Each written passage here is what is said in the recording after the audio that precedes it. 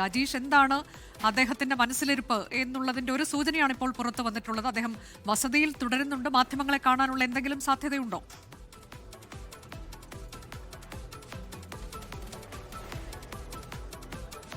ഇപ്പോൾ അദ്ദേഹത്തിന്റെ സ്റ്റാഫുകൾ പുറത്തു വന്ന് പറഞ്ഞ് അദ്ദേഹം മാധ്യമങ്ങളെ ഇന്ന് കാണുന്നില്ല എന്നുള്ളതാണ് തീർത്ത് പറഞ്ഞിരിക്കുന്നത്. നമ്മളിപ്പോൾ അദ്ദേഹത്തിന്റെ വസതിക്ക് മുന്നിൽ തന്നെയുണ്ട്. അദ്ദേഹത്തിനെ കാണാൻ കണ്ണൂരിലെ തന്നെ പ്രധാനപ്പെട്ട നേതാക്കൾ അടക്കമുള്ളവർ എത്തിയിട്ടുണ്ട്, പ്രാദേശിക നേതാക്കൾ എത്തിയിട്ടുണ്ട്, അണികൾ എത്തിയിട്ടുണ്ട്.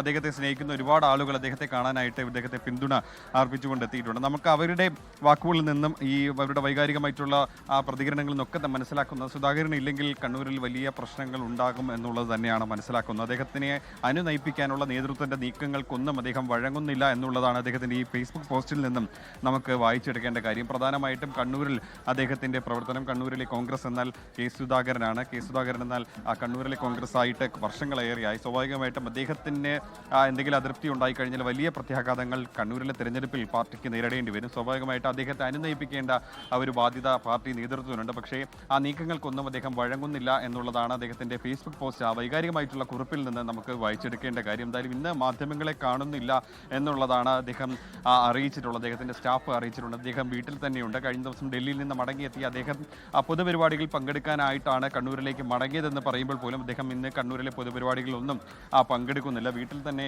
അദ്ദേഹം തുടരുന്നുണ്ട്. നേതൃത്വം, കണ്ണൂരിലെ പ്രധാനപ്പെട്ട നേതാക്കൾ, സംസ്ഥാന നേതാക്കൾ, കോൺഗ്രസിന്റെ നേതാക്കൾ അടക്കമുള്ളവർ അദ്ദേഹത്തിന്റെ പിന്തുണയുമായി ഇങ്ങോട്ടേക്ക് എത്തിയിട്ടുണ്ട്. അവരുടെ വാക്കുകളിൽ നിന്ന് നമുക്ക് മനസ്സിലാക്കാൻ സാധിക്കുന്നത് കെ സുധാകരന് കടുത്ത അതൃപ്തിയുണ്ട്. അദ്ദേഹം അത് ഹൈക്കമാൻഡിനെ അറിയിച്ചിട്ടുണ്ട് എന്നുള്ളതാണ് അദ്ദേഹത്തെ കണ്ട ശേഷം പുറത്തിറങ്ങിയ നേതാക്കൾ വ്യക്തമാക്കിയത്. അനുജ, അതാണ് കണ്ണൂർ എന്നത് തന്റെ ഹൃദയരക്തമാണ്, തന്റെ മേൽവിലാസമാണ്.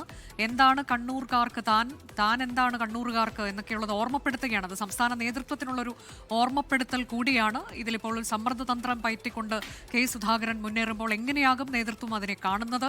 MP-മാർ മത്സരിക്കേണ്ടതില്ല എന്ന തീരുമാനത്തിലേക്ക് പാർട്ടി നേതൃത്വം എത്തിച്ചേരുന്നുണ്ട് എന്നതാണ് ആർ ശ്രീജിത്ത് നേരത്തെ അറിയിച്ചത്. അങ്ങനെയെങ്കിൽ ഈ കെ സുധാകരന്റെ കാര്യത്തിൽ എന്താകും പാർട്ടി വേറിട്ടൊരു തീരുമാനം കൈക്കൊള്ളുമോ എന്നൊക്കെയുള്ളതാണ്. അതല്ല, അദ്ദേഹം മത്സര രംഗത്തില്ല എന്നുണ്ടെങ്കിൽ കെ സുധാകരന്റെ തുടർ നീക്കങ്ങൾ എന്ത് എന്നതൊക്കെയാണ് ഇനി വളരെ നിർണായകമാകാൻ പോകുന്നത്. അദ്ദേഹം ഇന്ന് പ്രതികരിക്കുന്നില്ല മാധ്യമങ്ങളോട് എന്നതാണ് ഇപ്പോൾ അറിയാൻ കഴിഞ്ഞിട്ടുള്ളത്. ലോകത്തെവിടെയായാലും ഏത് സമയത്തും 24 വാർത്തകളും ഓഗ്മെന്റഡ് റിയാലിറ്റി പാക്കേജുകളും എക്സ്പ്ലെയിനറുകളും വിശദമായി കാണാൻ ഞങ്ങളുടെ യൂട്യൂബ് ചാനൽ നിങ്ങൾക്ക് സബ്സ്ക്രൈബ് ചെയ്യാം.